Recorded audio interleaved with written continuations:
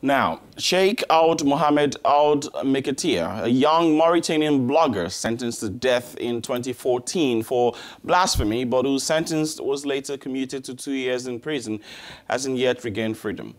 He should have left jail in November 2017. The blogger's article was considered insulting to the Muslim prophet Mohammed after questioning choices made by the prophet during the jihads fought in the 7th century.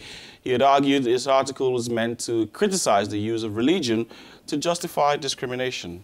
And it should be noted that this case divided the country. During the verdict, thousands of Mauritanians gathered in Nouakchott to seek confirmation of the death penalty. And in contrast, many of those who dared to support the blogger were considered infidels. But today, after completing serving his sentence, it's still unclear why the Mauritanian authorities have refused to release him.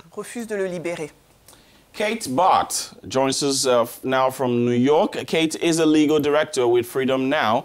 Kate, it's been 6 months since blogger Mohamed Ould Mkheitir was supposed to have been released. What could have gone wrong? What is delaying, or what do you think is hampering his freedom, Kate? Well, I think this is just a classic case of the government trying to eat its cake and have it too.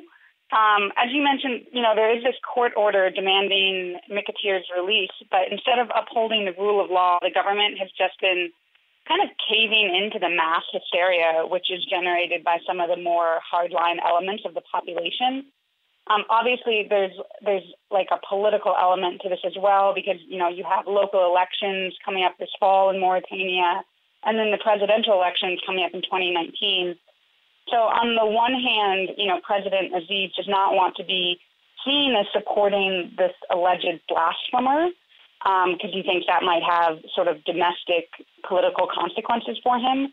But on the other hand, he also doesn't want to be seen as, committing human rights abuses and execute or carrying out, what had been the death sentence for Mr. Mkheitir.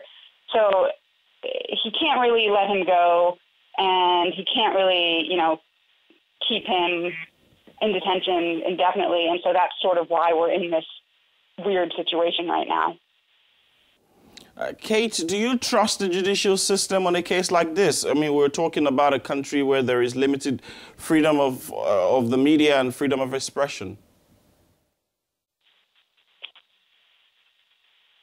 Yeah, I would say that generally where there's limited freedom of the media and expression, you'll also find non-transparent and unfair courts that are basically unduly biased by the executive's will.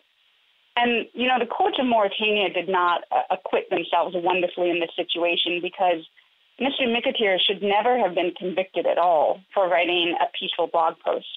However, to be clear, the situation that Mr. Mkheitir is currently in is not due to the judicial system, which in fact has called for his release, and there's a court order for his release.